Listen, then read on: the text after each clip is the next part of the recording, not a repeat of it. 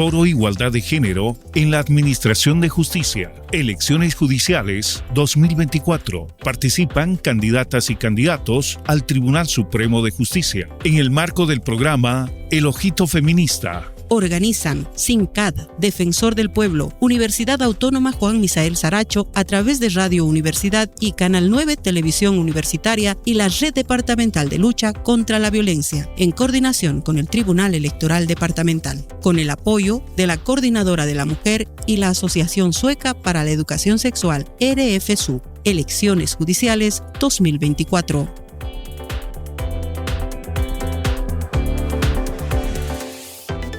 Bueno, una de las premisas o de los lineamientos que tenemos como órgano electoral es el tema de la democracia paritaria. Y bajo esa línea todos nuestros actos tienen que ir buscando esta igualdad y todos los lineamientos que implican la democracia paritaria, que es parte complementaria de la democracia intercultural. En este sentido, las autoridades que resulten electas en este proceso tienen que también tener un cierto conocimiento y amplitud hacia lo que son los derechos de las mujeres, el reconocimiento de los mismos y la igualdad de género en la administración de justicia. Bueno, efectivamente se ha realizado oportunamente la coordinación a través de una solicitud que nos ha llegado al Tribunal Electoral, la cual Sala Plena ha remitido a mi vocalía, y también con el apoyo del área CIF, del área del Servicio Intercultural de Fortalecimiento Democrático, se han realizado diferentes articulaciones y coordinaciones técnicas para la realización de este foro.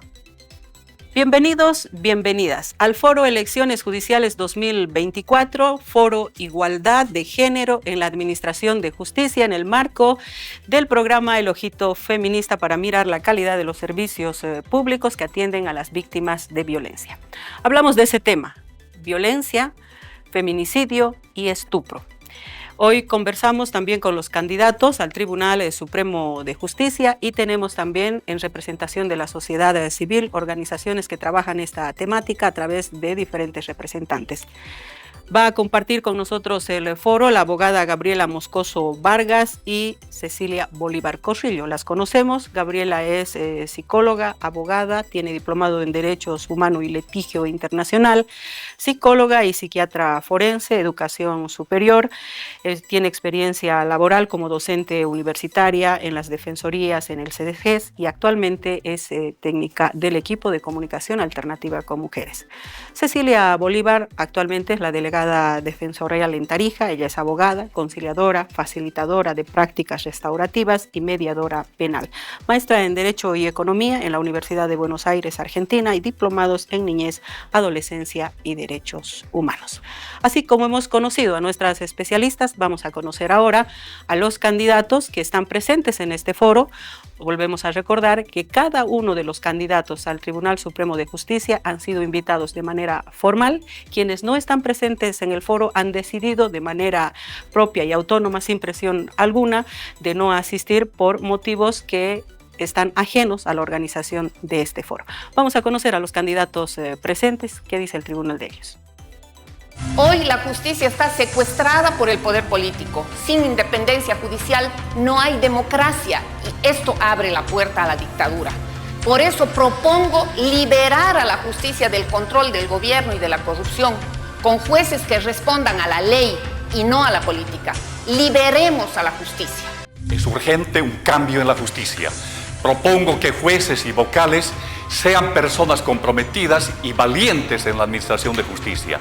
Cumpliendo los plazos procesales se producirán cambios en la justicia, ya que el problema radica en quienes administran justicia y no en las leyes. Soy Marcos Miranda Guerrero. Mi propuesta está basada en un concepto fundamental: despolitizar la justicia. Este concepto tiene 3 pilares: fortalecer la independencia judicial, celeridad mediante el expediente digital y control social permanente. Propongo una justicia transparente, respetando la independencia del órgano judicial, libre de influencias políticas o económicas. Implementaré tecnologías que agilicen los procesos. Fortaleceré la carrera judicial mediante capacitación constante y propondré actualizar las leyes. Continuamos con el foro y ahora conocemos cuál es la exposición de la temática de violencia hacia las mujeres, feminicidio y estupro a través de nuestras especialistas. Cecilia Bolívar, la delegada defensorial, con la palabra. Doctora, muchas gracias. Gracias por la invitación. La Defensoría del Pueblo, en el rol constitucional que ejerce en el marco de la Ley 870, viene elaborando diferentes estudios y entre ellos el último emitido en esta gestión 2024 denominado Sueños Interrumpidos. Este estudio está relacionado al embarazo adolescente y a la violencia sexual. El estudio que se ha realizado a nivel nacional ha podido identificar características particulares y específicas de la violencia sexual y muchas veces invisibilizada que lamentablemente nuestras niñas, adolescentes y jóvenes vienen padeciendo a nivel nacional, con especial énfasis en los departamentos de Beni, Pando y Santa Cruz. En ese sentido, la Defensoría del Pueblo ha identificado de que se tiene datos de 389 matrimonios registrados donde las adolescentes tienen edades de 13, 14, 15 años, a pesar que la normativa y el Código de las Familias lo prohíbe, con parejas que superan los 40 años de edad. En ese sentido, esta es una preocupación y por eso se denomina el informe defensorial Sueños Interrumpidos, porque agudiza la situación e invisibiliza la violencia sexual a la que lamentablemente están siendo sometidas nuestras niñas y nuestras adolescentes. Y preocupa también a la Defensoría del Pueblo porque todos conocemos de esta sentencia emitida por la Corte Interamericana de Derechos Humanos respecto al caso Angulo Lozada versus Bolivia, donde ya la Corte Interamericana establece las medidas que debe asumir el Estado boliviano en el marco de su responsabilidad internacional por la vulneración a los derechos humanos y están relacionados con el delito de violación, el delito de estupro, que viene a considerarse una invisibilización de una violencia sexual. Por eso es que para la Defensoría del Pueblo es muy importante que, a pesar que lamentablemente en la Asamblea Legislativa Plurinacional todavía la normativa no ha sido adecuada a los estándares internacionales, el Estado boliviano no ha cumplido con esta sentencia de la Corte Interamericana, el estupro es un delito que está vigente, que está invisibilizando la violencia sexual y que no necesariamente se está adecuando a la diferencia de edad. Por tanto, qué importante es tener una interpretación en el marco de los derechos humanos, en el marco de los estándares internacionales y el respeto también a este sistema de protección del que el Estado boliviano, a través de la Convención Americana de Derechos Humanos, se ha sometido. Muchísimas gracias, doctora Cecilia. Vamos a conocer ahora la exposición de la abogada Gabriela Moscoso Vargas. Bueno, muchas gracias. Buenos días a los televidentes. Muy buenos días, señores candidatos, señora candidata. Bueno, desde la experiencia del ECAM, básicamente del consultorio jurídico del ECAM, quienes nosotros acompañamos, atendemos a las víctimas de violencia y en este caso específico hablando de todo tipo de violencia sexual, nos hemos permitido hacer un apunte de las demandas de las víctimas con relación al acceso a la justicia. Entonces, en ese sentido, hemos recopilado y traducido que las víctimas, cuando llegan a la justicia, cuando son víctimas de violencia o sus hijos o sus hijas, tropiezan realmente con un monstruo que es gigantesco para ellos y ellas y que está traducido básicamente en lo que es la corrupción, la impunidad y la independencia de poderes. Entonces, este monstruo de tres cabezas lo que hace es vulnerar básicamente todos los derechos de las víctimas, por lo cual conocemos, sabemos que las víctimas ya no creen en la justicia, ¿no? Hay un descrédito de la justicia por todo esto que les he mencionado, básicamente por el tema de la corrupción, que no les permite a ellos sentir que pueden tener un acceso a la justicia. Entonces, de acuerdo a las versiones de las víctimas, hemos rescatado que los abogados litigantes de las víctimas muchas veces, lo digo con las palabras que ellos nos dicen, transan con los abogados de los agresores, ¿no? Eso se traduce en que muchas veces desaparecen los cuadernos de investigación, favorecen al agresor. Muchas veces hemos atendido casos que han facilitado que el agresor salga del país, ¿no? Quedándose la víctima con la impunidad. Entonces también tenemos que hacen suspender audiencias de manera recurrente, es decir, que de por medio hay favores políticos y también favores económicos, que eso lo traducimos básicamente en un tema de corrupción, que es el soborno, ¿no? Y por eso decimos que también las víctimas no creen en el acceso a la justicia. Se debilita también la capacidad de los sistemas judiciales para garantizar la protección a los derechos de las víctimas, en este caso de niños, niñas, adolescentes víctimas de violencia sexual. Y es una preocupación de las víctimas y de nosotros como organización del ECAM, que nos parece importante que las autoridades judiciales sean autoridades probas, que tengan valores éticos, morales sólidos y que todo el aparato judicial también comulgue los mismos valores éticos, morales que permitan a las víctimas tener un acceso a la justicia y nos permita a la sociedad civil volver a creer en la justicia y que de por medio no esté este monstruo gigantesco como es la corrupción. Muchísimas gracias, doctora Gabriela. En el marco de la igualdad vamos a resumir en una sola pregunta que va a ser para los tres. ¿Qué mecanismos alternativos se podrían proponer para que las mujeres víctimas de violencia accedan a la justicia? ¿Y cómo hacemos para que los operadores de justicia también trabajen en el marco ético? ¿Cómo garantizamos la ética? Bien, gracias, buenos días a todos y todas. Gracias por este espacio que nos da la posibilidad de mostrar un problema que existe en nuestro país, en el que se han expresado las abogadas que nos han antecedido. Ustedes tienen que saber de que los administradores de justicia, en realidad en todas las instancias, desde los jueces cautelares que supuestamente conocen la investigación desde el primer momento o por lo menos tienen el control jurisdiccional de la investigación, no pueden tener una cobertura total de todo lo que ocurre en las investigaciones. No se olviden que una denuncia puede generarse o puede realizarse ante la policía o ante el Ministerio Público. Ahí no existe una incidencia de lo que es el órgano judicial en las actividades que se realizan en esa primera instancia. Y en la investigación en general, si es que no hay una vulneración de derechos y garantías que sea denunciado, tampoco pueden conocer los administradores de justicia. Entonces, ¿de qué se trata en este caso? Y ha sido mostrado con toda claridad por la doctora. Se trata de un problema ético. Se trata de un problema hasta de la moralidad de quienes están interviniendo en esa etapa de la investigación. Los abogados, los fiscales, los policías, que si no cumplen con la función que está establecida por ley y además por ética, no se va a poder solucionar un problema que nos arrastra a esta clase de consecuencias, como es la impunidad de las personas que hubieran cometido esta clase de hechos. En este caso, la violencia sexual, el estupro, la violación. Entonces, y de menores de edad.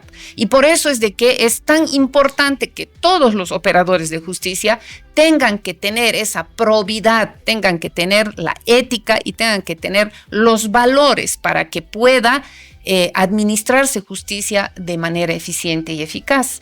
En todo caso, el órgano judicial es el último eslabón al que se tiene que acceder para impartir justicia, pero todos los pasos anteriores dependen de otros actores y de otros operadores de justicia que obviamente tienen que tener la probidad, como les decía, y la suficiencia técnica y sobre todo la moral, como para hacer las cosas que se tengan que hacer de acuerdo a lo que establecen nuestras normas. Vamos a conocer ahora la respuesta del candidato al Tribunal Supremo de Justicia, Marcos Ramiro Miranda Guerrero. Adelante, doctor. Muchas gracias, muy buenos días a todos los presentes. Bien, es un tema muy preocupante para toda la sociedad, ya que es un tema que no pasa desapercibido, es muy, muy sensible, muy lamentable, que atiñe a todos. poner atención al tema concreto ya que esos números de más de 389 matrimonios de menores de 14 años con personas mayores de 40 años es muy preocupante. En el tema concreto del acceso a la justicia debemos diferenciar claramente dos cosas, que es importante, los abogados lo conocen, que la sociedad lo conozca. Una denuncia, una querella, no se presenta ante un juez instructor, ante un juez de sentencia o ante una sala penal. ¿Quién es el órgano competente? ¿Quién es el director de una investigación para conocer los filtros cuando se presenta una denuncia y para ver si se admite esa denuncia y si continúa o no? El Ministerio Público. Conjuntamente con los órganos operadores, el SLIM, tenemos la Policía Nacional, y quien hace conocer el inicio de esa investigación es el Ministerio Público, no el juez. Puede haber muchas denuncias que si el Ministerio Público considera que ese hecho o esa conducta no se subsume a un tipo penal, lo rechazará, verá qué es lo que hace. Pero en esa parte no interviene el órgano judicial. Ahí debemos, si bien, y no solamente en el tema de violencia, sino en todo el fuero penal, se habla de justicia, que se restringe el acceso a la justicia, pero debemos poner bien en claro quiénes son los órganos competentes aquí. Yo podría decir que un 95% del encargado de llevar adelante una investigación y de obtener un resultado final positivo es el Ministerio Público. El juez, vocal o magistrado es un tercero imparcial. Si analizamos el procedimiento, una vez presentada la denuncia, admitida la misma, o la querella, lo único que hace el fiscal es poner en conocimiento del juez. El juez solamente lleva un control de la investigación que realiza el Ministerio Público.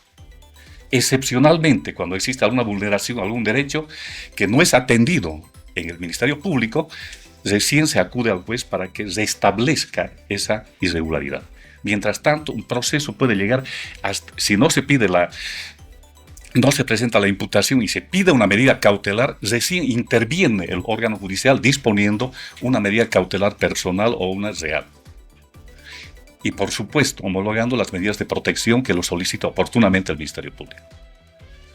En segundo lugar, una vez finalizada la etapa investigativa con un acto conclusivo, para que continúe ya sea la acusación en este caso, ¿quién es el que reúne toda la prueba? El Ministerio Público o la parte acusadora. ¿Y ante quién lo presenta? Ante un tercero que es totalmente independiente, imparcial.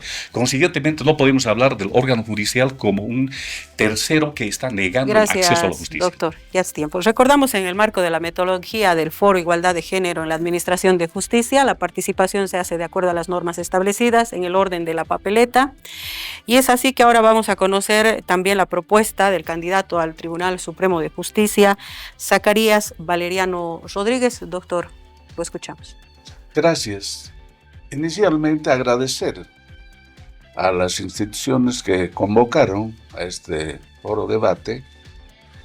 Y respecto a la pregunta, es importante, si vale el término reiterar, de que la denuncia puede ser presentada en la policía o en el Ministerio Público. Ambas instituciones están autorizadas para recibir esta denuncia. ¿Ya? Y posteriormente, si es presentada en la policía, inmediatamente la policía hace conocer a la fiscalía. La fiscalía analiza, tiene sus filtros, si evidentemente configura o no delito. ¿Ya? Una vez recibida la denuncia en la fiscalía, la sección llamada filtro analiza y ve, ¿ya?, de acuerdo al informe policial, qué delito amerita ese hecho. ¿Ya? Entonces, esto es importante porque A veces va la parte denuncia por un ex delito, pero no es el delito que dice la parte, sino quien configura ese delito es el fiscal. Por eso se llama filtro. Y si bien es cierto, no configura delito, pues tiene atribuciones de negar esa denuncia, ¿ya? Y si evidentemente configura delito, pues da el inicio de investigación.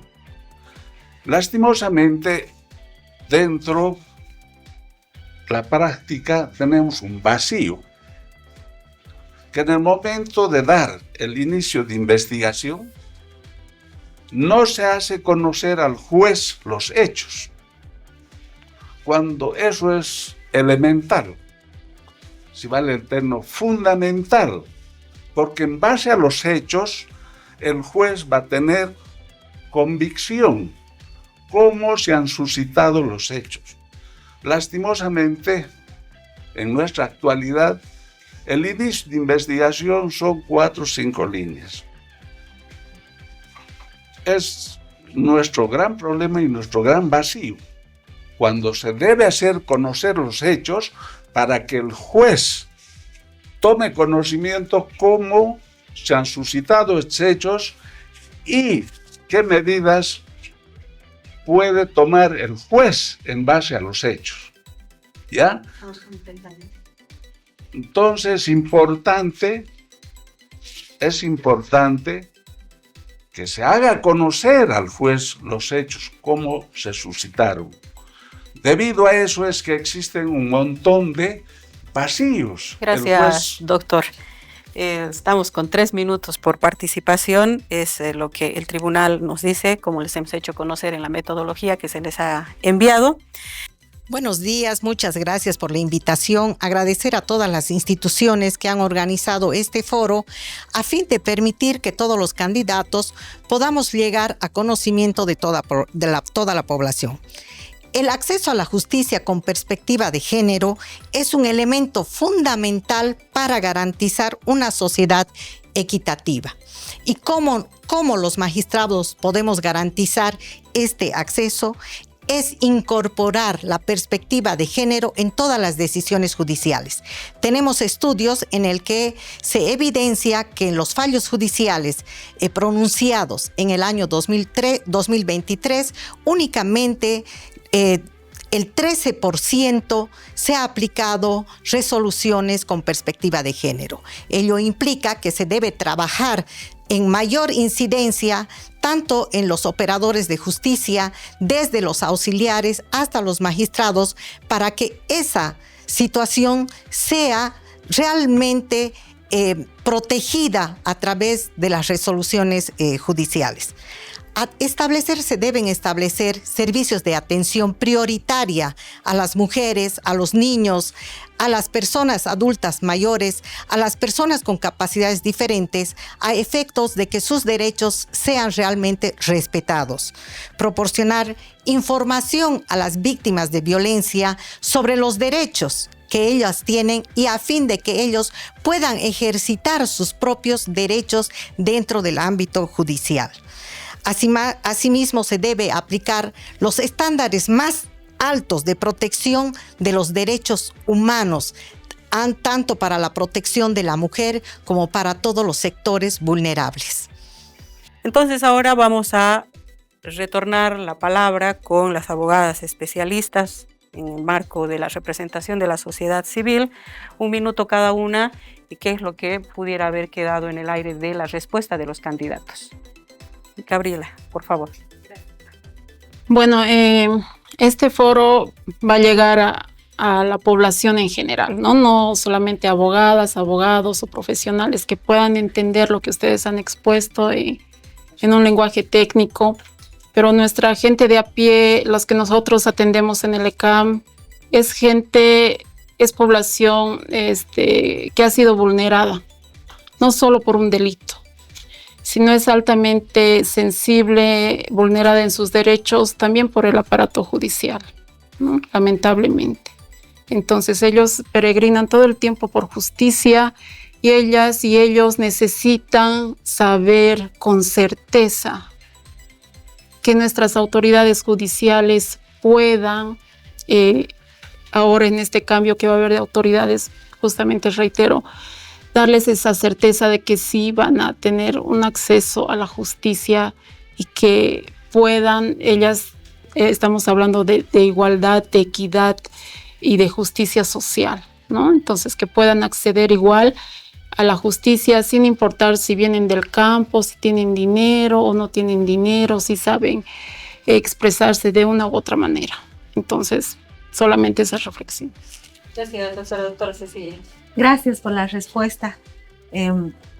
Evidentemente, la situación a la que ustedes hacen referencia en cada una de las intervenciones nos ayuda mucho a identificar cuál es ese enfoque o esa visión desde el órgano judicial. En ese sentido, la Defensoría del Pueblo ha tomado conocimiento a través de la Red de Lucha contra la Violencia, como parte de las organizaciones de la sociedad civil, de casos muy emblemáticos, específicamente en el caso de estupro, que hace referencia también a este informe defensorial, en el que el Ministerio Público ha realizado un proceso de investigación, ha planteado un requerimiento conclusivo de acusación y se ha iniciado un juicio oral por violación, y finalmente se resuelve un tipo penal de estupro, reitero, cuando inicia por una violación y al final se resuelve por un estupro, cuando uno de los argumentos específicos en el Código Penal es el tema de la edad. Sin embargo, como el informe defensorial también avisora, son edades muy distantes. En ese sentido, qué importante también enfatizar, y nosotros como Defensoría reiteramos, de que a pesar de que este tipo penal en específico no ha sido modificado en el Código Penal, están los compromisos internacionales del Estado boliviano con esa sentencia de la Corte Interamericana. Qué importante considerar esta interpretación de nuestras autoridades judiciales al momento de los procesamientos en estos casos específicos, más aún tratándose del interés superior de las niñas, ¿no?, y las adolescentes. Gracias, doctoras. En la misma lógica, podríamos resumir esa participación en qué haría el Tribunal Supremo de Justicia para que la población que está siendo vulnerada en sus derechos vuelva a confiar, porque como expone la doctora, hasta se cambian los delitos en el curso del proceso. Doctora Isabel. Bien, como ustedes conocen, las normas y las leyes por las que se administra justicia están establecidas en otro órgano del Estado, que es el Poder Legislativo. La interpretación que se realiza es a través de las sentencias, los autos de vista y los autos supremos. Obviamente, cuando se trata de una situación como estas, en las que no hay una justificación para haber cometido un hecho como estos, en el que hay una diferencia de edad tan grande, donde es poco probable de que el amor haya sido el que haya prevalecido en estas relaciones, obviamente de que se tiene que tomar en cuenta y se tiene que aplicar las sentencias con esa perspectiva de género y con esa perspectiva de resolver de una vez y educar a la población a través de las sentencias del órgano judicial. Si no es en primera instancia, lo será en segunda, y si no, en casación. Pero la sociedad tiene que saber y tiene que conocer que los niños no se tocan. Gracias, doctora. Gracias. Bien, inicialmente debemos diferenciar dos cosas, ¿no? Uno, que en materia penal, en el fuero penal, lo que se investiga y se juzga son hechos, conductas, no delitos. ¿Ya? Y esa atribución, si bien es eminentemente técnica, es el resultado de toda esa valoración e interpretación de ese caudal probatorio de cargo y descargo, lo que nos va a llevar a la subsunción de un determinado tipo penal. Si estamos hablando de un abuso sexual, un estupro o una violación.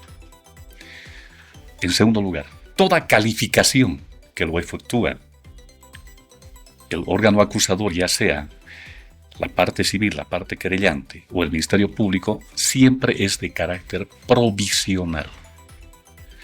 Así como puede iniciarse un proceso por estupro y condenarse por violación, que hay muchos casos aquí en Tarija donde yo he resuelto, Y también al revés, que puede iniciarse haber estado calificado como violación y sentenciarse como estupro o abuso sexual. Entonces, no es la sola calificación la que va a definir el resultado de ese proceso. Son las pruebas, los hechos, la conducta, ya sea activa o omisiva, la que determinará en última instancia a qué tipo penal se subsume esa conducta. Es muy común decir, en un ejemplo, alguien presenta una denuncia y dice, me han robado el celular porque estaba en el bolsillo de atrás. Pero resulta que no es robo, había sido hurto. Consiguientemente, esa calificación, esa subsunción, tenga la población la seguridad de que se lo va a hacer de manera transparente en el momento cuando sea oportuno.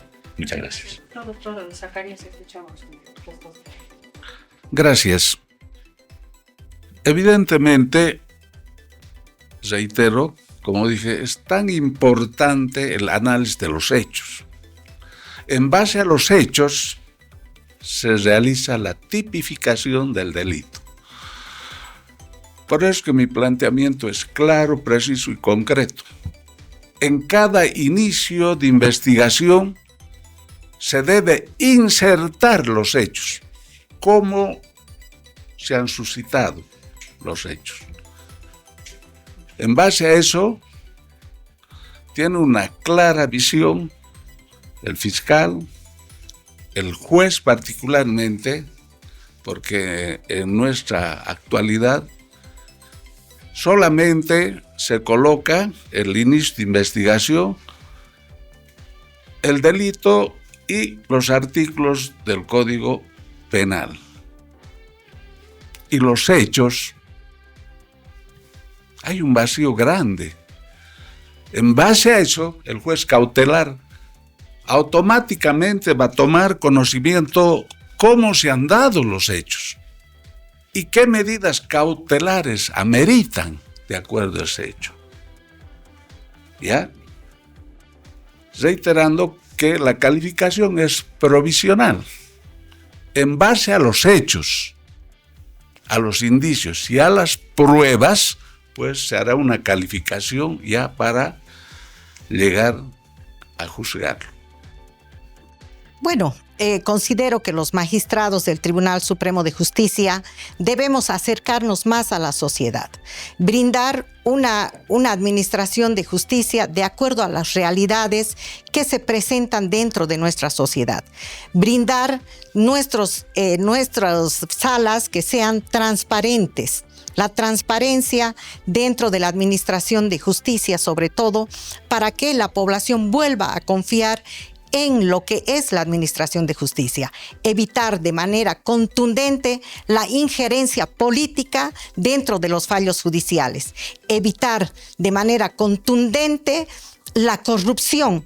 Cuando nosotros combatamos la corrupción dentro de la administración de justicia, recién la población va a confiar en la administración de justicia. No podemos permitir que esos actos dejen impunes muchos hechos delictuales que afectan y dañan a las víctimas que claman justicia en nuestro país. Considero que es necesario la implementación de políticas estructurales para combatir la corrupción y fortalecer la transparencia en este ámbito judicial. Amigas, amigos, estamos en el foro Elecciones Judiciales 2024, Igualdad de Género en la Administración de Justicia. En el marco del programa El Ojito Feminista, miramos cómo la justicia también atiende a las víctimas de violencia, a los niños, a las niñas, a los adolescentes y respeta los derechos humanos y los garantiza. Agradecemos a las panelistas especialistas, a los candidatos al Tribunal Supremo de Justicia presentes en el foro de esta jornada. Permiso, hasta el próximo. Foro Igualdad de Género en la Administración de Justicia. Elecciones Judiciales 2024. Participan candidatas y candidatos al Tribunal Supremo de Justicia en el marco del programa El Ojito Feminista. Organizan SINCAD, Defensor del Pueblo, Universidad Autónoma Juan Misael Saracho a través de Radio Universidad y Canal 9 Televisión Universitaria y la Red Departamental de Lucha contra la Violencia, en coordinación con el Tribunal Electoral Departamental, con el apoyo de la Coordinadora de la Mujer y la Asociación Sueca para la Educación Sexual, RFSU. Elecciones Judiciales 2024.